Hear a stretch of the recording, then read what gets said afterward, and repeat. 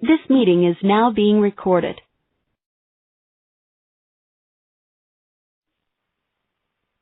Good afternoon, everyone, and welcome to our first QIO Workgroup meeting.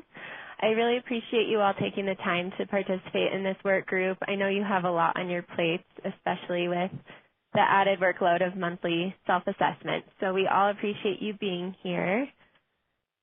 Now, on the agenda for today, we will go over the purpose and objectives of this work group, go over the assessor survey results and priorities, QIO results revision.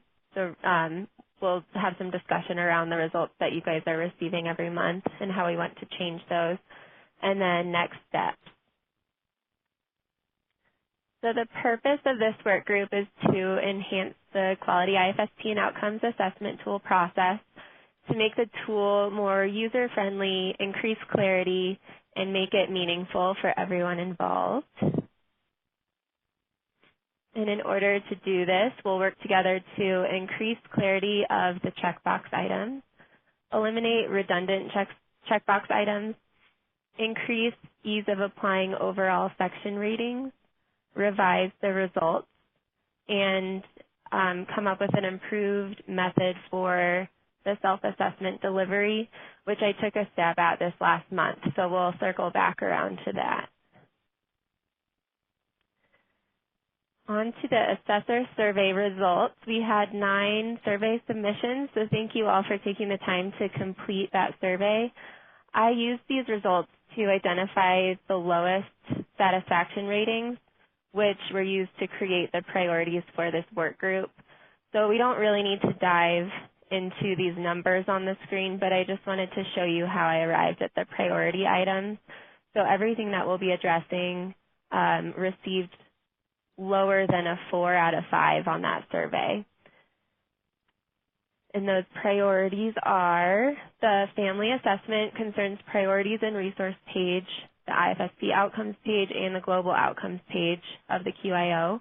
And within each of those, we'll look at applying overall section ratings and how to make that easier. And then we'll also review the checkbox items to make sure they're clear. You guys also identified the self-assessment list as a priority, and I'm sorry that this has been causing so many issues for you. I didn't realize the extent, and it's been causing some issues for myself tracking as well, so I'm glad this came up. As you all know, I made some changes this past month and sent the IFSP list through Google Sheets, and I'm hoping this will eliminate some of those issues you reported, because I will be able to update on that original document, so you won't have to be referencing multiple emails, and everything will be in one place. And the last priority are the monthly QIO results, which we'll talk about today. On that survey, I received a lot of feedback in the comments sections, so I really appreciate you taking all the time to provide some good feedback there. And for the ones that relate to a priority that we've identified, we will address those when we get to that specific priority within our work group. And for today, I wanted to address those other comments that came up that are not related to one of those priorities. That way nothing gets overlooked. So this first one is on the IFSP info page, that there should be a checkbox under area of delay for established condition and informed clinical opinion. So we have those checkboxes for the areas of delay because it carries through to the scoring reminders, and that way the assessor can reference the delay if one was documented. And originally that was the only purpose for including those checkboxes, to document the delay, and that's why we didn't break out all the different reasons for not having one documented. Does anyone have more feedback on that, or do we think it is helpful to break out that box that says no delay documented? All guests have been unmuted.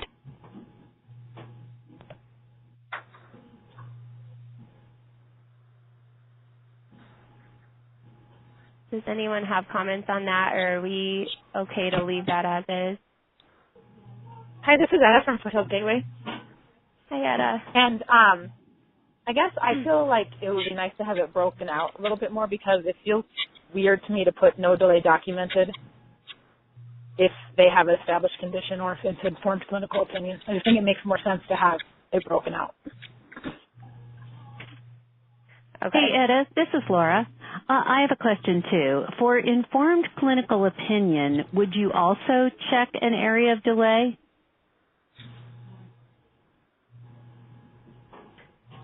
And sorry, go ahead. Sorry, can you get there? Okay. I think that it would make sense to be able to check like informed clinical opinion, cognitive, or communication. Okay. Because then when we were checking back, we would really, I actually refer to that checkbox quite a bit, especially the age of the child, because sometimes it's hard to remember as you work through it. But I just think it makes sense to include it. Okay.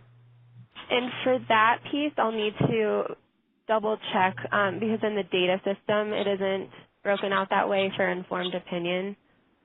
So I don't think so. I don't think it is, but I can check on that and bring that back because we want this to align with the data system. So if in there isn't a way to document beyond informed opinion, it wouldn't make sense to have that broken out on here. Amanda, do you know? I'm confirming right now, but it doesn't operate in that way if I am correct, but I'll double check that in the data system. And the reason it doesn't, because it's one of the reasons standalone on its own. So it'd only be providing additional information if there was an area of development that was recognized as an informed opinion, but that's not one of the valid reasons to qualify for early intervention. You wouldn't need that additional information. And I would just add, as it relates to the checkbox in the QIO, you would otherwise need to look through the evaluation information or at least overview if their informed opinion was checked in any case. So just, keeping that in mind, I don't know how much that would provide in guiding the QIO itself, but if it didn't align with the data system. Yeah, and you know what? This is something we should talk about further because it does ask them to break that out that way on the IFSP form for informed clinical opinion. So we should make sure that those align. Yeah, I think that can be a separate conversation related to that, the IFSP form and the data system itself. Yeah, thank you, Amanda. Okay, well, I will write down kind of on our to-do list on my end that will check the alignment between this area and the data system. And then for the purposes of the QIO itself, since, as I said, that those checkboxes are just to carry over into the scoring reminders, it sounds like it would be helpful to at least break out established condition, informed opinion, and then we'll still have no delay documented if nothing was selected.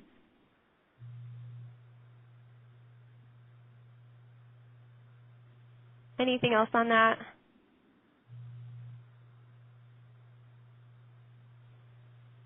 Okay, and I'll leave you guys unmuted so you can jump in. If we start getting feedback or anything, I'll mute you again, but everyone is unmuted.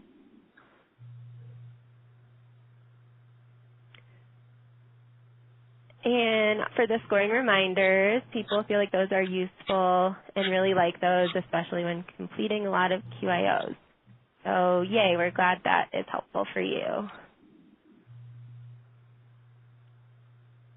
And then the self-assessment list. So it can be confusing when the IFSPs need to be swapped out. It makes it hard to keep an accurate count or account of what was reviewed and by whom, and the links haven't been working very well. So again, I put everything in Google Sheets so that we can update it real time.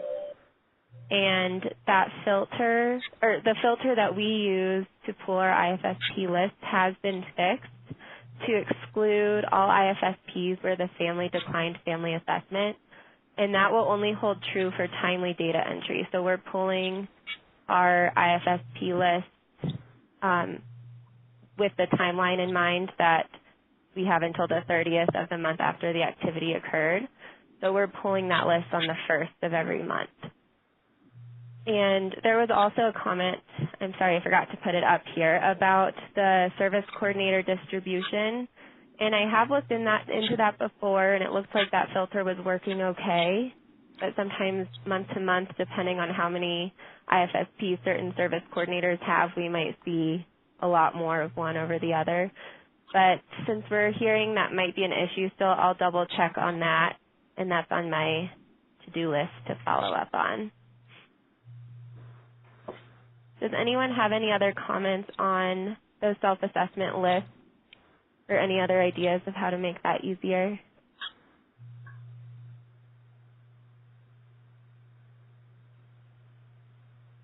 Okay. And this last comment is related to process. When new information comes up after completing the family assessment, some feel like they need to go back and add it into the family assessment just so that it scores high on the QIO. So since this is more related to the Go For It process, I'm going to have Laura elaborate in just a minute. But first, I just want to point out that our intent is for the QIO to successfully align with the Go For It process and expectations laid out during your implementation. So it shouldn't feel like you're teaching to the test or doing things just to get a high QIO score. If it does feel that way, like in this situation, please make sure to continue letting us know, because that's a sign that we either need to change something with the QIO or provide some TA on process expectations to make sure everything is aligned. And now I will turn it over to Laura to talk about what we do in this situation, and then maybe we can also hear some examples from you guys to make sure we have the whole picture. Hi, everyone. This is Laura. Ashley and I had and Amanda and our whole team had some great conversations about this. And the fact is I want to talk a little bit about the process for the Go For It integration that may result in these new concerns coming up later after the family assessment has already been conducted. One of the things that we noticed in some of the comments was that the IFSP evaluation information or the evaluation information is being reviewed after the family assessment. In the process, we really want that evaluation information to be reviewed prior to the family assessment so that it's fresh in everyone's mind and that you're really able to thread that through and refer to it during the family assessment. That's going to help this situation of concerns coming up after the family assessment occur less frequently. When that does happen, so say you've gone through the family assessment, you've really done a great job of integrating that evaluation information, the information on where the child's delay is, and you've asked about how that's impacting the family's day. If something still comes up when you're talking about concerns and priorities that hasn't come up before, then yes, we would go back to thinking about and asking the family about how that's impacting their day, and you would add it to the family assessment. Because we're always needing to functionalize that information. We're needing to know if it's a new concern, how is that impacting the family's day?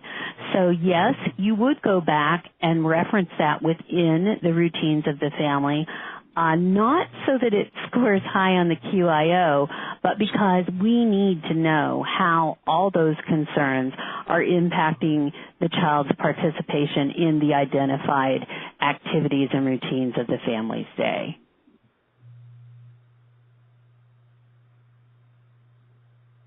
Does anyone have some examples that they'd like to run by them or share with us how they address this when this has happened in actuality?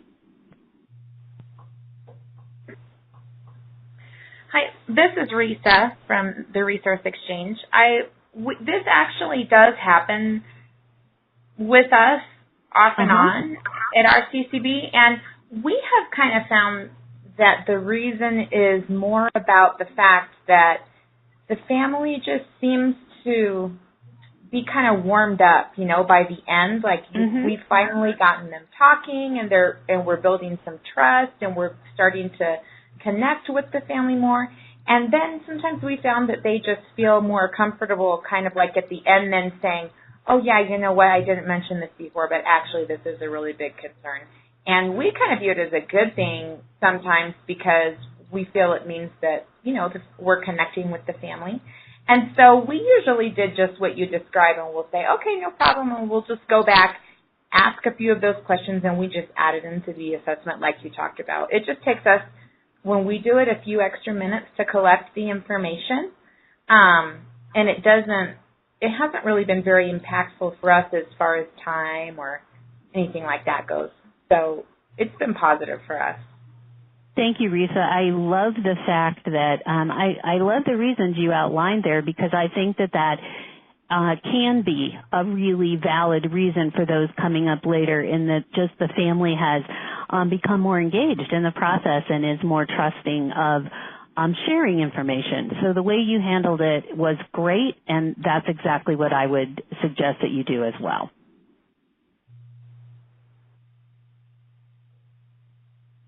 Because I know there are sometimes things that families are like, ooh, I don't want to talk about this, but it does really talk to the fact that you're building trust throughout that process, and so that may happen at the end. Yeah.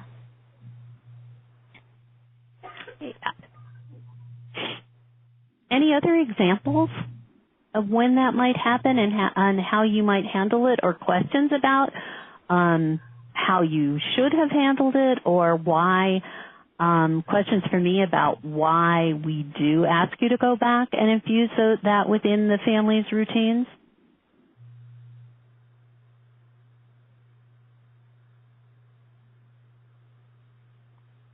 This is Risa again. I'm sorry for making a second comment. No, it's great. Go ahead, Risa. I think that one of the reasons why, I guess the way that we train on how to write outcomes and things like that, our coordinators wouldn't actually be able to write an outcome unless they went back and got that information about how it's impacting the day-to-day routine.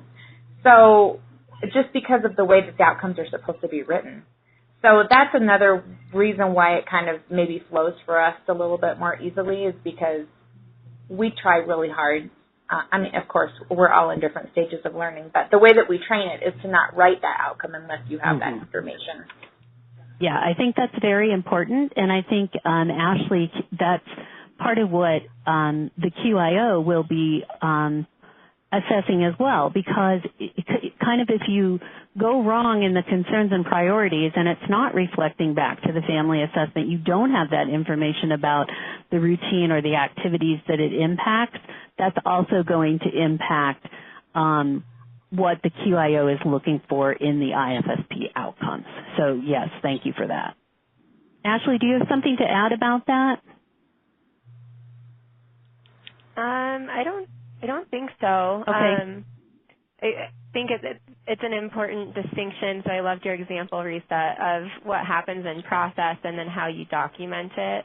So it makes a lot of sense that those things might come up later when you've already completed or thought you completed the family assessment. So we just need to kind of close that loop and make sure we're documenting it that way too, so that when the family receives it, they can see the threading through and how we got to those outcomes, and then on our end we can see that too. Well, yeah, I liked your reference to since we're writing participation-based outcomes within natural environments and activities. You can't move that concern forward if you don't go back and get that contextual information. So very important. Thank you. Well, thank you, Laura. And to everyone, definitely keep bringing these types of questions up, because it really helps us to think critically about how to even improve, or how to either improve our process or tweak the QIO to make sure everything's in alignment. So if you ever feel like you're doing something just in response to the QIO, that shouldn't be the case. So definitely let us know. Yep, and I'm not just here as a guest speaker. I'm a member of the work group, so we'll can be able to continue to have these conversations. Thank you.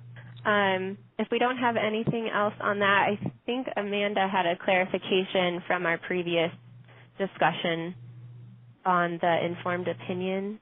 Yes, and I apologize. I think I misunderstood because the data system on that evaluation page in the IFSP, it does, I was thinking more globally informed opinion, but under each of the developmental domains, you are entering the informed opinion in that area, and that's because there is a recognized delay or concern in that area that the provider has identified. So just because it's not within the 25 to 32, 33 to 50 or greater than 50, it's because that provider has recognized that there is something going on in that area, and it may be within or less than the typical range. So I think that my interpretation of how we would identify that on the QIO, you would still indicate it as a developmental domain. So even if it's informed opinion, if it's informed opinion in the area of physical, you would just indicate that as physical, unless I hear from the group or Ashley can kind of keep that conversation going forward. If you would need to know that it's informed opinion, but at this point, it should just indicate that there is a concern in any of those one areas. Perfect. Are you saying? Oh, sorry. No, go ahead. Are you saying then that, so for example, if it's informed opinion in the area of physical development, that when you're doing the QIO, you're just going to check the box for a delay in physical? Correct. And if we need to change the wording on the QIO, I do think it says area of delay. We can. Yeah, we can tweak that to say area of delay or informed opinion.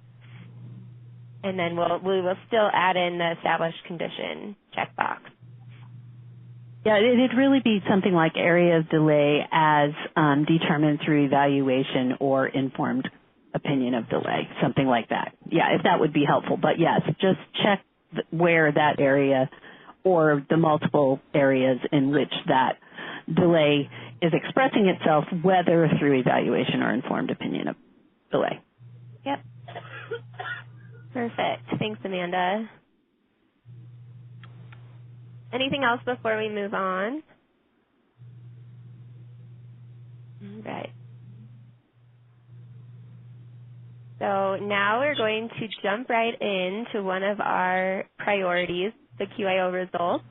I thought this would be a good one to start with because it may require some additional discussion amongst our team here before making changes, just because of the workload involved, and I know there's a lot of unmet needs with this area. So I thought today we could start the discussion, and I can collect some information about what your needs are and then bring it back to my team to have a bigger discussion about how we can address those needs within our capacity. So it sounds like people like the graph and the table of the monthly data that comes out every month, but the usefulness of the results and the strengths, needs, and discrepancies area, not so much. So that was kind of the general feeling reported through that survey. So I'd like to just open it up now. If anything has something specific, feel free to bring it up now, or we can jump into these questions on the screen.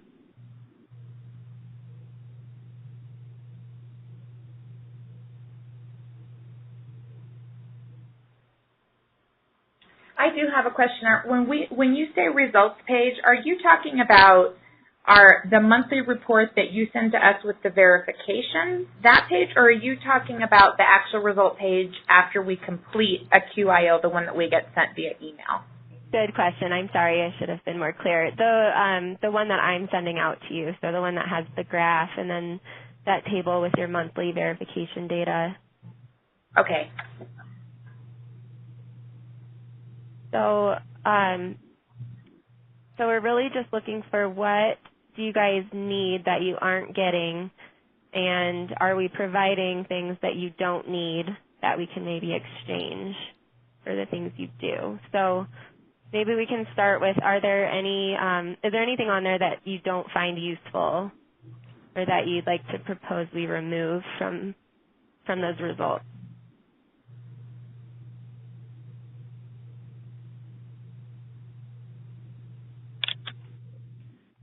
This is Pat at Community Connections, and I kind of like the report because it shows me as I'm going through this process and kind of learning how to assess these, what I'm not doing right. And I can look at your comparison as opposed to, what my grading is and kind of get that discrepancy. So I kind of like the report. Okay. Thank you. This is Etta at Foothill Gateway. And I think one thing that would be really nice is to have more detail about why an IFSP that you guys do a verification score on gets that score, and so that way we have some real data or evidence or reasons why our scores are different. Right now it's nice to have the results, but I don't feel like it guides me in getting better at my ability to rate the QIO on IFSPs. Sure, and we definitely have heard that and are having some conversations about how to meet that need within our capacity. At this point, and especially as we bring on our third phase, we don't have the capacity to do a side-by-side every month for every community of each of those things. So we're brainstorming ways to provide support in a different way. And one idea I have is once we get this QIO tool enhanced, as part of that collaboration group that we have with all the assessors, doing a walkthrough of one with an IFSP that has an IFSP maybe that isn't quite as easy to rate, so that we can talk through some of the things that we're seeing discrepancies on. I have the raw data that is available to send out. I just at this time I'm not able to organize it in a way that makes it completely user friendly. But there is the level of detail to see how the verification ratings are done versus how the self-assessments are done. So does anyone have ideas of how you would like to see this happen, or just brainstorming ways to meet this need for you guys? Well, this is a dream of how it would work, but say you got a low rating in something, or it could be any rating, there would be a way to click on a link that would show you an example of this was rated high because of this, and here's an example of one that was rated lower because of this, for whatever section we were rating.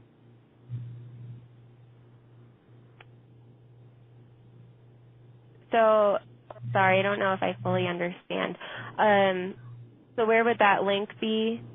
Oh, so if you send out like a rating of an IFSP, it's a dream link. I don't know where it is yet. It's in unicorn land, right? Right. But or if it's not a link, maybe it's an example of somehow a page where we said, okay, you continued to score 2 out of 3 of your IFSPs scored low in this particular area. Somewhere there's an example of, on this section, here's an example of one that's rated high, and this is why, and here's an example of one that's rated lower, and this is why. And so it wouldn't need to be exactly specific to the one that we just reviewed, but at least it would be examples of ones that were rated high and rated low, and for what reason. I like that. Okay. And that definitely is in alignment with kind of what we're thinking around identifying more global needs and addressing those. So I wrote that down. We'll explore that idea. And one more comment on the percent agreement. Because the tool isn't completely objective and we've allowed some room for the assessor's expertise, we don't expect to see 100% agreement with a tool like this. That's very unlikely. So we're hoping to see around 90 or above, and that's kind of just a ballpark number that we've been happy with. So if we feel like we get to a point where a community really, really needs some targeted support in ratings because that percent agreement is decreasing or is much lower than we would expect, then we definitely will put some time into providing that support. And at this time, we aren't concerned with that area, but we still want to provide you guys with the support you feel like you need to be successful. So kind of balancing those two things. So Ashley, this is Pat again, and when I had requested a side-by-side for one IFSP that had a big discrepancy, that was really helpful to have, you know, what your ratings were as opposed to mine. So I don't know how easy that is to do, but... And what I sent you, so that is easy to do because that's how I already organized the kind of math data that I have.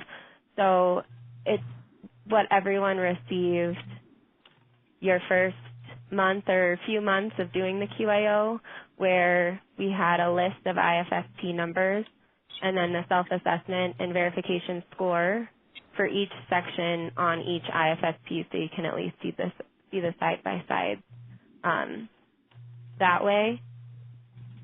Is that something that everyone would benefit from? Because that's something I can provide that doesn't take a lot of additional time. For me, it was helpful.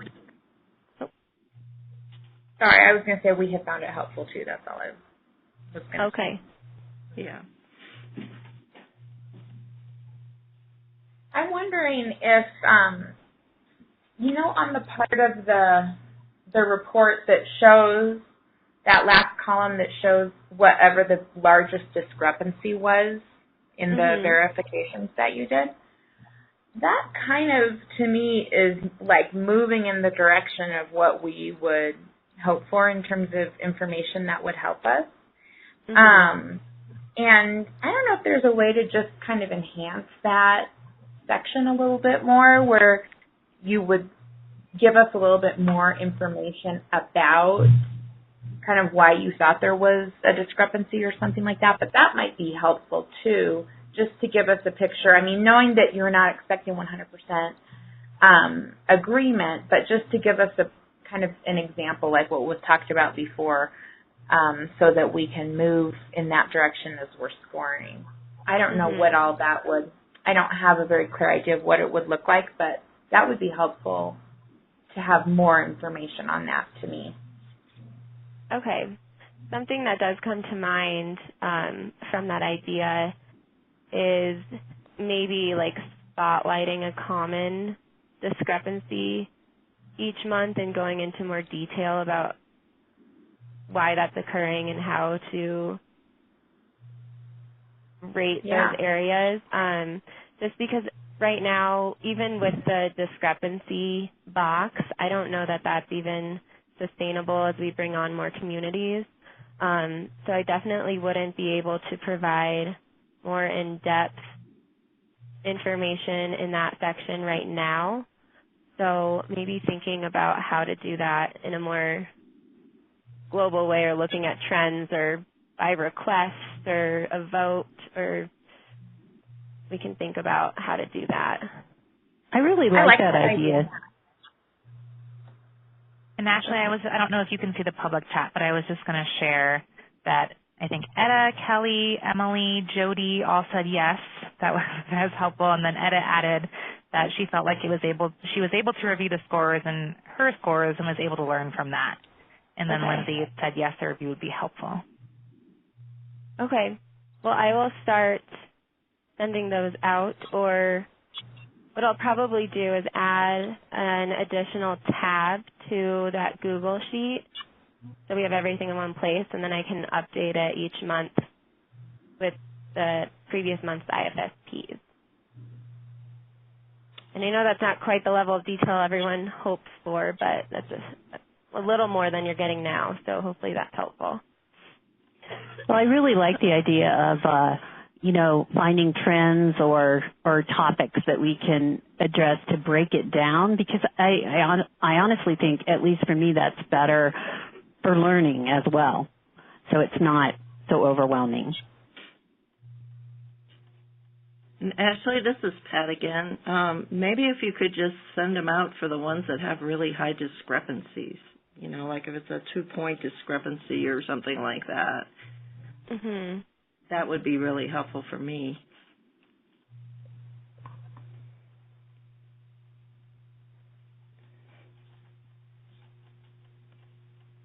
Okay. Ashley, this is Amanda. Can I ask a question? Yeah. I'm curious, just in thinking about when people, I think on your last screen, there was things about the results being useful. And some of these questions, I think, have been addressed on the screen. It was just the usefulness. You can go back to the other screen. I was just using it as a reference point. Is there any area of the QIO results that you're sharing that's the most time-consuming?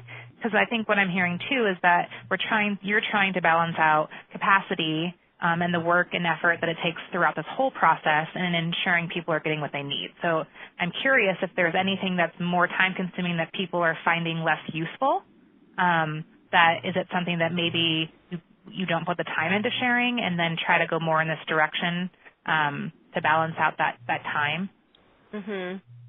Yeah, that's a good idea. The most time-consuming part of the results is that bottom section, the strengths, needs, and discrepancy.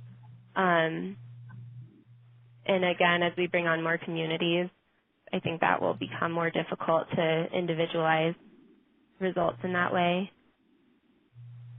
I'm wondering if maybe some of that conversation can be around that piece, because on the other screen it looks like that was not as beneficial for everyone. Mm-hmm. So if, maybe thinking about, does it get omitted and you kind of go in this different direction, and maybe it's not something you can do every time, but maybe just trying to think of creatively of what we're hearing people say that they would like in place of it maybe. Mhm. Yeah, and since we're moving forward with sending out the more side-by-side scores for each IFSP, you guys will be able to identify your own strengths, needs, and scoring discrepancies. So I think we can probably remove that section without taking too much away, and then focusing time on identifying those trends and coming up with some way of sharing information back related to those common scoring discrepancy areas. This is Rita. Can I ask a question about, I think maybe I'm missing some information. You might have said this already and I might have forgotten, but what are you doing with this data? Is this just for us, or is this getting sent on somewhere else, like to the federal level? Or? So right now we're reporting the data to you guys, and then we're using it as our evaluation piece of our ESIP, so to show whether or not our improvement strategies were implemented, so go for it. So yes or no, did it happen? And our QIO results can tell us that. And then also looking at to what extent or what quality of implementation. And we are reporting the verification scores in CSTAT right now, just looking at those that have received an overall rating of 2 or higher, and the percentage of them that received, the percentage of the IFSP outcomes that received a rating of 2 or higher. Does that answer your question? It does. I'm just wondering, when you guys rolled this whole thing out with the QIO results, was your overarching reason behind it more to create a way to share information with the people above you, or was it more to create a way to improve our IFSPs? Or I guess what I'm thinking globally, what is the overarching reason behind it? Because I think that would help me to think about, are we sure that we're focusing, as we talk about what's useful and what's not useful, are we focusing on the right things given what we want the end outcome to be. You know what I mean? I do, and that's a really good point. And the results that you guys receive are for your specific use to identify strengths and needs within your own community, essentially. The results that I'm reporting in CSAT are in a completely different format and a completely separate thing. So the two aren't interconnected in what I do. So what we're talking about right now is definitely specific to what you guys need in order to support your communities. Okay, thank you. Let me jump in here for just a second, because having a way that you guys can self-assess the quality of your IFSP is something we've wanted to put in place for a really, really long time. So it's something that's been percolating through our team for a long time. When we started thinking about the evaluation piece for the SIP, in particular the global outcomes integration, we realized that this could work for both things. It could be both a self-assessment tool for local communities, but it could also help give us information that we need to assure that the support that we're providing around this integrated process and the technical assistance that it has generated is resulting in higher quality IFSPs that then are working towards meeting our SIP goals. So really the answer is both. That's helpful. Thank you, Laura. Mm-hmm. And then this is Amanda. If I can add one more thing, I just want to make sure that I clarify at least those things that are related to CSAT and what we report. The development of the QIO tool and the work that we're doing with our SIP is in no way related to what we report in CSAT. It just so happens that we are gathering such great information, and actually what we've been reporting on in the past, I don't know if anyone has tuned in to CSAT. It's very invigorating. Say that very sarcastically. But in the past, we'd typically been reporting whether or not children were meeting their outcomes. And that's a measurement that we share in CSAT every month. However, we recognize that that's not a really good measurement to really look at the progress and the work that you all are doing with families. And we do feel like this, and we pushed really hard to report this information, is really directly related to the work that you're doing. And because we're really looking at whether or not outcomes are appropriate and meaningful to families, then this is a better measurement for us to be able to share with executive management and our leaders here. And we're actually, it's exciting for us to be able to report this type of measurement and that they're interested. So that's just to give you a little context of how and why we're reporting that in CSAT. Thank you. Thank you, guys. And one other thing, not related to CSAT, but to the reporting information to you guys, I am trying to integrate the QIO with the data system, and it has proven to be much more difficult than I had hoped for, but I am still exploring and working on that. And once I'm able to do that, it opens up a lot more possibilities for accessing all of the self-assessment and verification data in different ways. So my focus right now is on those pieces that will keep it sustainable and be more beneficial, I think, in the long run. So that's another reason we're trying to keep our capacity manageable so that we can put work into things like that too.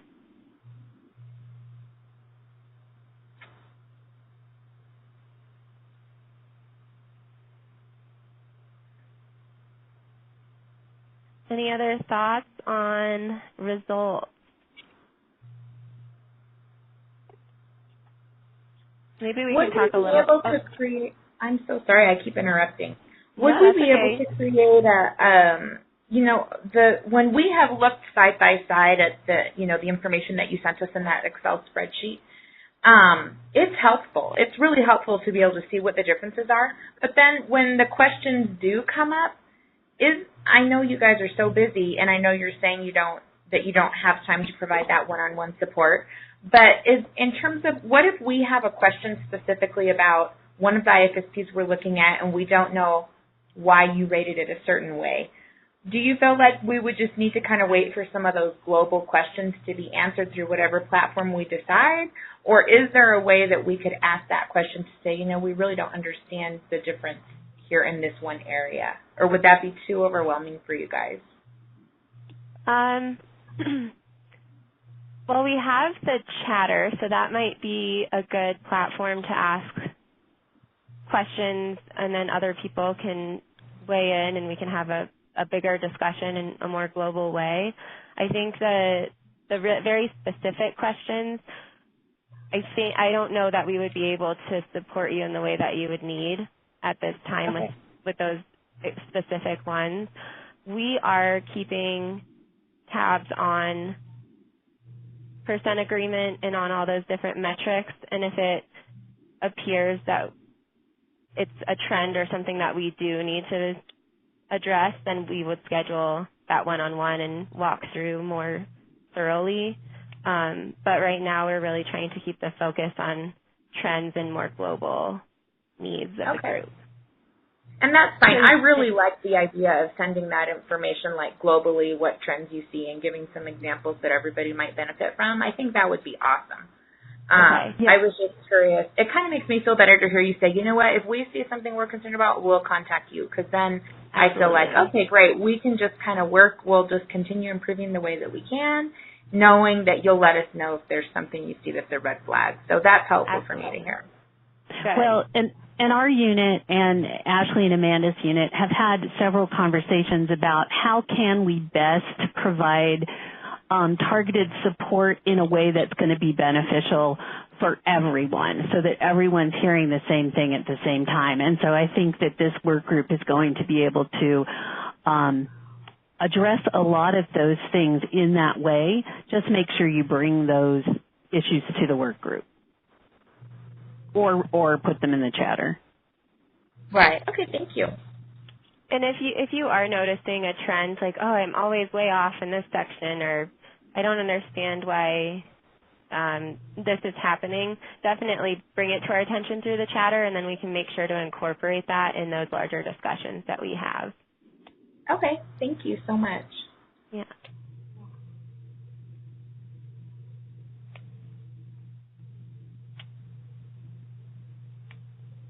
Is anyone in this group sharing results with anyone else on their teams, or are you more just using it for your own purposes?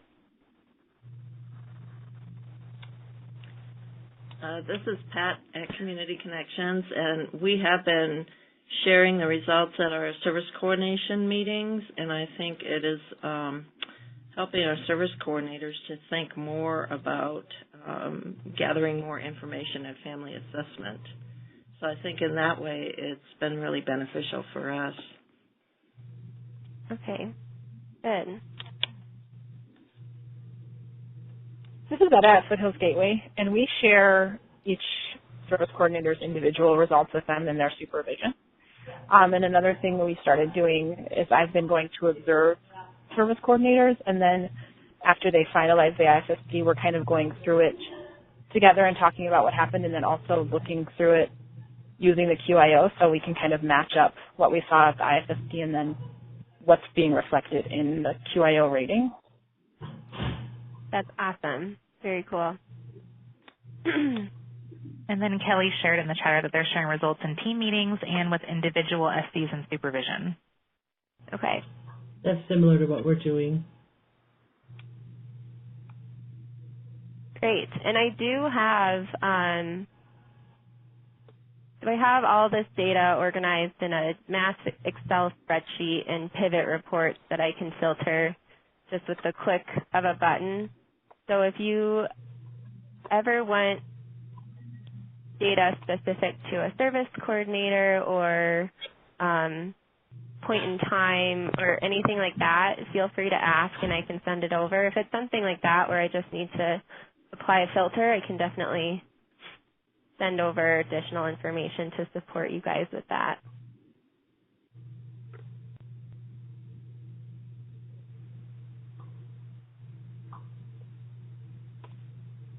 All right.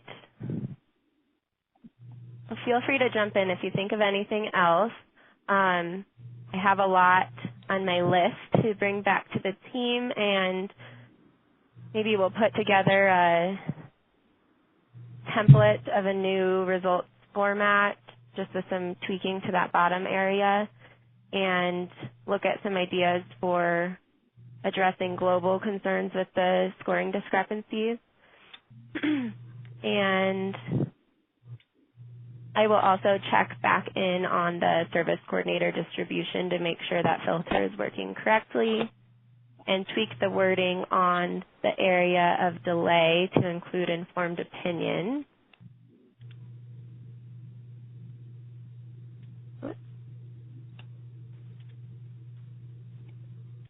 So next steps, I'm going to be sending. Can I ask a clarifying question, Ashley? So back in the conversation about established condition and informed opinion of delay, were people I've forgotten, did people want the established condition added, or are we assuming that if no concerns is checked, it is established condition? No, we're adding established condition and then changing the wording on the on the top. Sorry, I didn't Thank you, say Ashley. that, but it is written down. I was confused. All right, great. Thank you. Thank you. So I will be sending out another little survey, which will just be the checkbox items from the QIO, so that you guys can select the ones that you think need discussion. That way we don't review every single one together, or if we need to, we can. So I will send that out today, and over our next few meetings, we'll go through each of those sections and perfect those checkbox items as best we can. From that survey, it sounded like Tuesday between 9 and 11 was the preferred meeting time. I think that everyone selected that except for one person. So I did put some tentative dates up here. If those don't work for you, email me today and I'll send out a doodle poll instead, and we can go that route to make sure everyone can participate. But I have March 20th, 10 to 11, and that second meeting will review the family assessment and global outcomes checkboxes. April 17th, 10 to 11, we'll look at the IFSP outcomes section. That one's a bit longer, so we might need some more time. And on 5/22 from 10 to 11, hopefully by that point we will have an enhanced QIO tool to look at together and make some final revisions. And I will also bring a template of a new results format, and I'll add that into the April meeting. Any other comments here, or things that you want to address in this work group that haven't been brought up?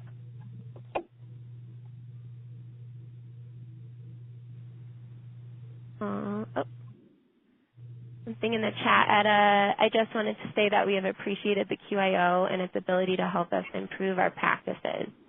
And yay, that makes us really happy. We hope that everyone will feel like that either now or eventually.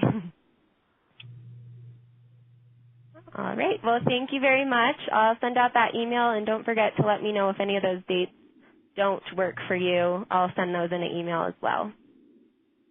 Have a good rest of the day. Thank you, Ashley. Thanks. Thanks.